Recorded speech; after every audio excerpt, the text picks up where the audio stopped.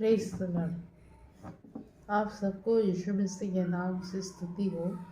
आज मैं आपके सामने एक गीत आत्मिक गीत गाना गाऊंगी जिसका टाइटल है तेरी कृपा। ये गीत ऐसा है। मुझे बुलाने वाले, मुझे छूने वाले, तेरे बिना मैं कुछ नहीं। मुझे बुलाने वाले, मुझे छूने वाले, तेरे बिना मैं कुछ नहीं। मैं जी रहा तेरी कृपा से, भला बड़ा तेरी कृपा से, ऊंचा उठाया है तेरी कृपा ने। मैं जी रहा तेरी कृपा से, बड़ा बड़ा तेरी कृपा से, मुझे जी ऊंचा उठाया है तेरी कृपा ने। तेरी कृपा चाहिए, तेरी कृपा काफी है, तेरी कृपा नहीं तो मैं कुछ नहीं। तेरी कृपा चाहिए, तेरी कृपा काफी है, तेरी कृपा नहीं तो मैं कुछ नहीं। तेरी कृपा चाहिए, तेरी कृपा काफी है, तेरी कृपा नहीं तो मैं कुछ नहीं। यीशुआ अकेले रोते समय तसल्ली दी ना किसी ने, डगमगाते समय संभाला ना किसी ने। अकेले रोते समय तसल्ली दी ना किसी ने, डगमगाते समय संभाला ना किसी ने। चीख के रोया जब आंसू पोछे तूने, चीख के मैं रोया जब आंसू पोछे तूने।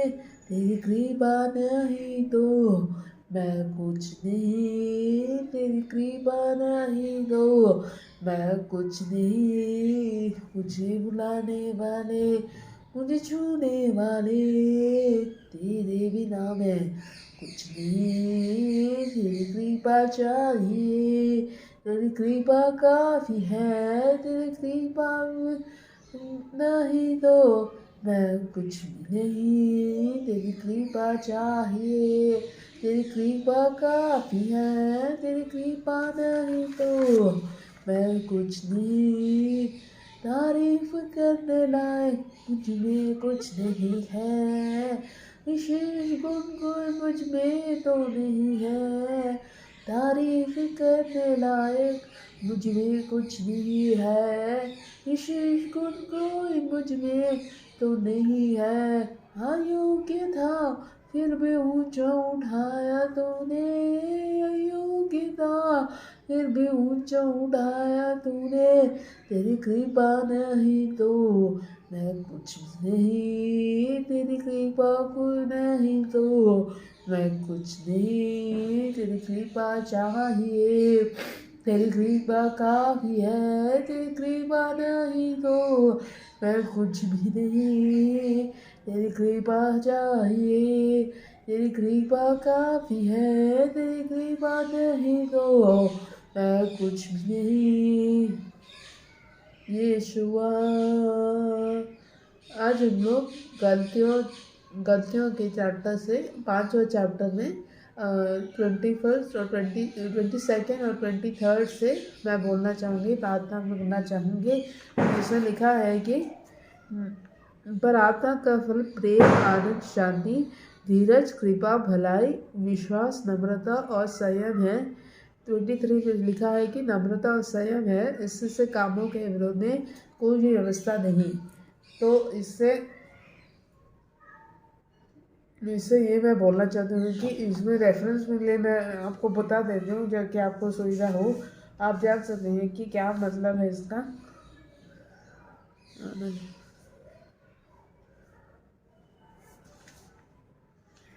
प्रेम जो 1 कोरिन्थियंस में है 13 चैप्टर 4:13 में लिखा है।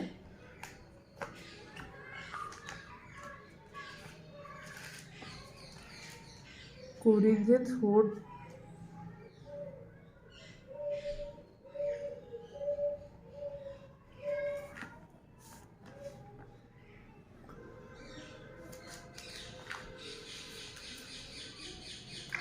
कोरिंथियंस 4 चैप्टर में 13 चैप्टर में एक कोरिंथियंस का 13 का 4:13 जिसमें लिखा है,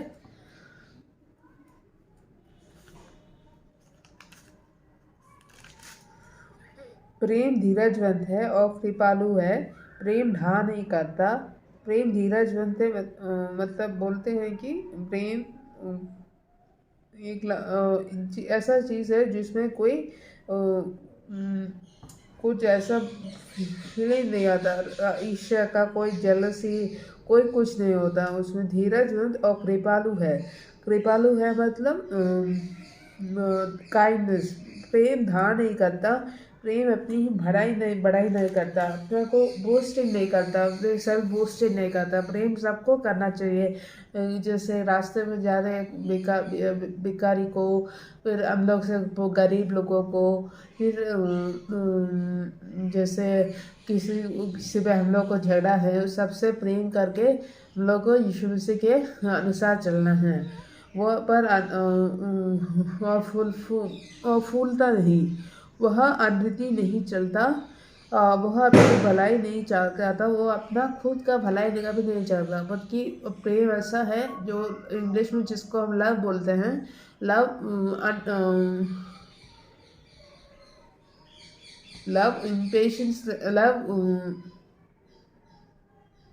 एक ऐसा चीज़ है जिसमें हम लोग कभी गुस्सा नहीं कर सकते और ईर्ष्या जेलसी ऐसा कुछ नहीं करते लव में। लव एक इम्पेशंस नहीं, लव एक ऐसा चीज़ है, बुरा नहीं मानता, कुकर्म से आनंदित नहीं होता, परंतु सत्य से आनंदित होता है। वह सब बातें सब सह लेता है, सब बातों की प्रतीति करता है। लव ऐसा चीज़ है जिसमें हम किसी को कंप्लेन नहीं करते हस्बैंड वाइफ के बारे में, या फिर मम्मी पापा क्या बोलते हैं, दोस्तों क्या जाके नहीं बोलते। वो एक ऐसा चीज़ है जो हम लोग को दूसरों से बात करने में हम लोग को सहन शक्ति देता है, सब बातों की प्रतीति करता है, सब बातों की आशा रखता है, में आशा रखता है। अच्छा हम लोग को पॉजिटिव हो रखना चाहिए लव करने से। सब बातों में धीरज धरता है। प्रेम कभी टलता नहीं, भविष्योक्ता हो तो समाप्त, प्रेम कभी फिनिश नहीं होता, वो बढ़ता जाता है। और भविष्यवाणी हो तो समाप्त हो जाएगी, भविष्य भाषाएं हो तो जाती रहेगी, ज्ञान हो तो मिट जाएगा। क्योंकि हमारा ये सब बोल रहे हैं कि भविष्यवाणी प्रोफेसी भी ख़त्म हो सकता है, और भाषा हम लोग बोलेंगे तो वो भी ख़त्म हो सकता है, लेकिन प्रेम कभी मिट नहीं जाएगा। ज्ञान भी तो एक टाइम आएगा जब हम लोग ज्ञान का पूरा बात ख़त्म, ज्ञान का फिर चर्चा ख़त्म हो जाएगा। उस समय खाली प्रेम ही रहेगा, क्योंकि हमारा ज्ञान अधूरा है और हमारी भविष्यवाणी अधूरी है, सब चीज़ अधूरी है। बस यीशु मसीह कंप्लीट है, और तो ज्ञान भी अधूरा है। और भविष्यवाणी जैसा भविष्यवाणी भी है कि प्रोफेसी भी अधूरी होती है, परंतु जब सर्वसिद्ध आएगा तो अधूरा मिट जाएगा। जब मैं बालक था तो मैं बालकों के समान बोलता था, बालकों का सा मन था, बालकों की सी समझ थी, परंतु जब सियाना हो गया तो बालकों की बातें छोड़ दी। अभी हम दर्पण में धुंधला सा दिखाई देता है, परंतु उस समय आमने सामने देखेंगे। इस समय मेरा ज्ञान अधूरा है, परंतु उस समय इसे पूरी रीति से पहचाना जाऊंगा जैसा मैं पहचाना गया हूँ। पर आप विश्वास, आशा, प्रेम में से तीनों स्थायी, पर इन सबसे बड़ा जैसे देखो विश्वास पूरा फेथ है, फेथ भी तो एक पॉइंट तक रहेगा, लेकिन प्रेम हम लोग का ऐसा चीज़ है जो कभी ख़त्म नहीं होता, जिसमें कभी अंत नहीं होता, जिसका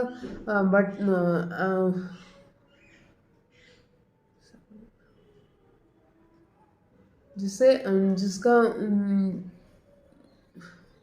जो चलता रहता है। प्रभु यीशु में से भी हम लोग प्रेम के लिए पवित्र आत्मा को दे के गए हैं, जिससे हम लोग भी प्रेम करें प्रभु के जैसे।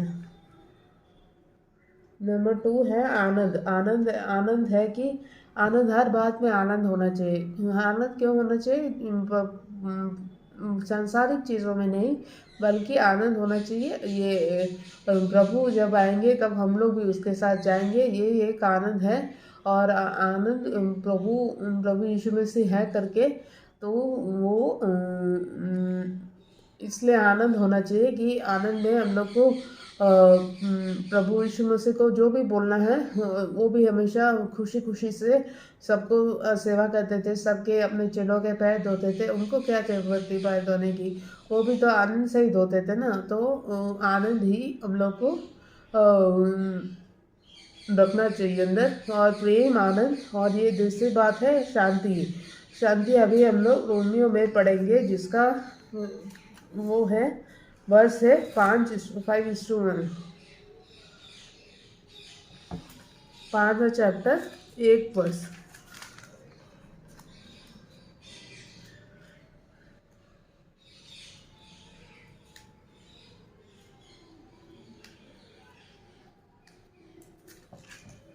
अतः जब हम विश्वास से धर्मी ठहरे, तो अपने प्रभु यीशु मसीह के द्वारा परमेश्वर के साथ मेल रखे। तो इसमें बोल रहा है कि जिसके द्वारा विश्वास उस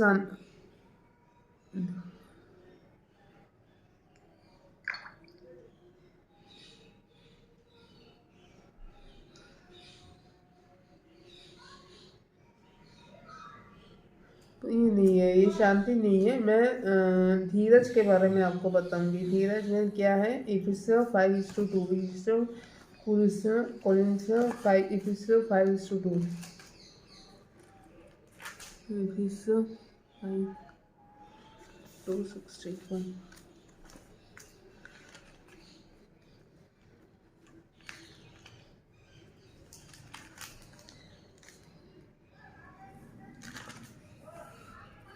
इफिसियों में 5:2 क्या है? धीरज।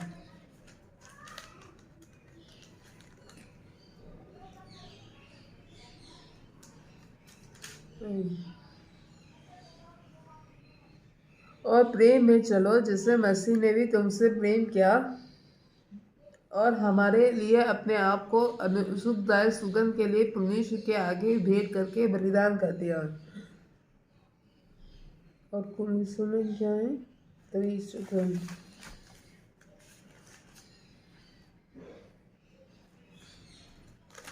कुरिन्थियों 3:20।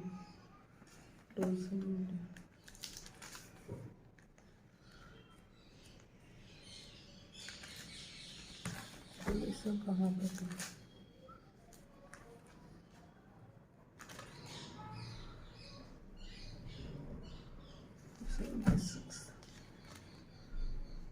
धीरज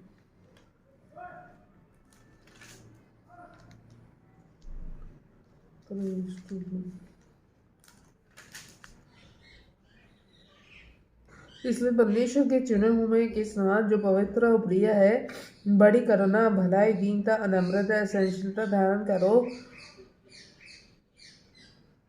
और यदि किसी को किसी पर दोष देने को कोई कहा, तो एक दूसरे की सह लो, एक दूसरे के अपराध क्षमा करो, जिससे प्रभु ने तुम्हारे अपराध क्षमा किए, उसे तुम भी करो। और यहाँ पे लिखा है कि धीरज के बारे में हम लोग बताएंगे कि धीरज हर एक काम में सहनशीलता रखना चाहिए। जैसे कि सहनशीलता मतलब कोई जल्दीबाजी में, कोई शादी के बगैर में करना, शादी में बात करना हो तो शादी में पेशेंस रखना चाहिए। लड़के के बारे में गॉड को बोलो, गॉड हम लोग को रिवील करेंगे। और उसके बाद ये है कि मम्मी पापा को ऊपर धीरज से बात करनी चाहिए, उनके ऊपर अच्छे से बर्ताव करना चाहिए। और धीरज, हर एक बात में धीरज रखना है, जैसे कि हम प्रभु यीशु मसीह के चेले हो सकें। और कृपा 5वां है कृपा, मत्ती 11 चैप्टर 28-29 वर्स।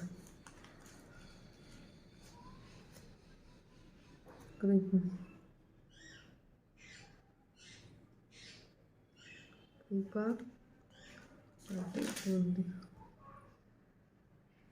11 चैप्टर हे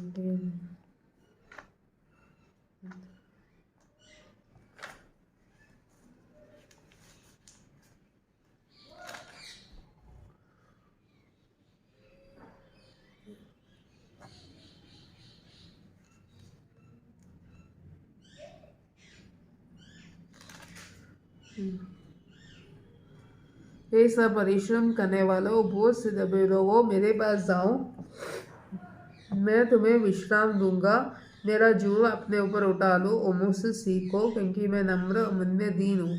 इससे ये कृपा बोलते हैं प्रभु यीशु की बोझ में दबे हो, जो भी कठिनाई दुनिया के सांसारिक के बोझ से दबे हुए हैं, उन लोग को वो बोलते हैं कि उनके पास जाओ, उनके पास आइए, प्रभु यीशु मसीह के पास आए, वो उनको विश्राम देंगे। रेस्ट मतलब विश्राम मतलब रेस्ट। और एक एक विश्राम ऐसा होगा, कैसा विश्राम होगा, मेरा जुआ अपने ऊपर उठा लो, मतलब प्रभु मसीह का धारण करो वचन के दौरान और मुझसे सीखो। अब प्रभु यीशु से सीखना है, क्योंकि वे नम्र बड़ी नम्र और मन में दीन हो मतलब काइंडनेस, ऐसा फीलिंग होना चाहिए। कृपा से ऐसा फीलिंग होना चाहिए कि हम लोग को भी नम्र और कृपा होना चाहिए। प्रभु यीशु का वस्त्र धारण करके, उनका वचन पढ़ के, उनके साथ हर एक दिन बात करके, प्रार्थना करके हम लोग को लाइफ लीड करेंगे, तो हम लोग को भी यीशु मसीह के जैसे नम्र और दीन होगा। भलाई जो मरकुस 10:18 में दिया है, भलाई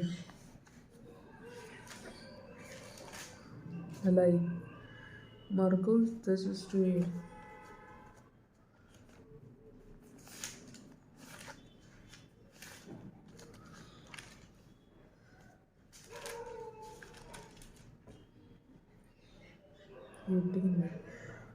यीशु ने उससे कहा, तुम मुझसे उत्तम क्यों कहता है? कोई उत्तम नहीं, केवल एक अर्थात परमेश्वर।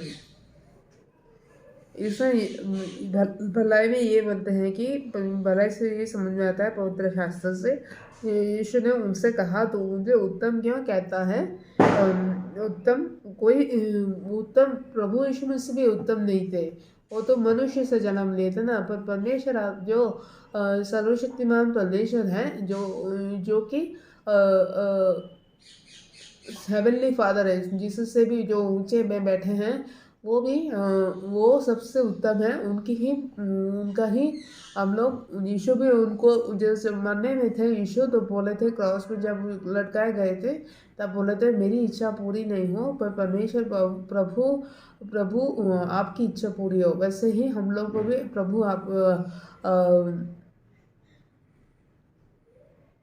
वैसे भी हम लोग को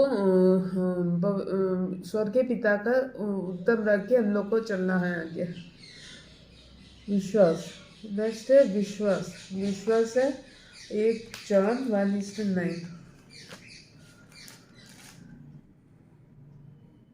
जॉन 3:32।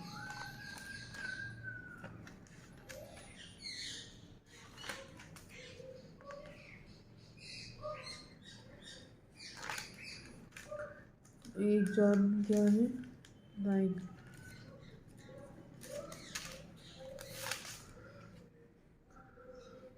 यदि हम अपने पापों को मान ले, तो वह हमारे पापों को क्षमा करने और हमें सब धर्म से सिद्ध करने में विश्वास योग्य और धर्मी है। तो यहाँ पे लिखा है कि विश्वास के ऊपर में बोलना चाहती हूँ कि जिसे यदि हम अपने पापों को मान ले, पाप मने जो हम लोग सभी गलती हो, मनुष्य तो पाप करते ही हैं, इसलिए तो प्रभु यीशु मसीह आए हैं स्वर्ग से। तो ऐसा यीशु मसीह एक ऐसा व्यक्ति है जो कि विश्वास योग्य हमेशा बने रहते हैं। वो कभी भी किसी को झूठ नहीं बोलते, कभी के ऊपर आरोप नहीं लगाते, कभी किसी के ऊपर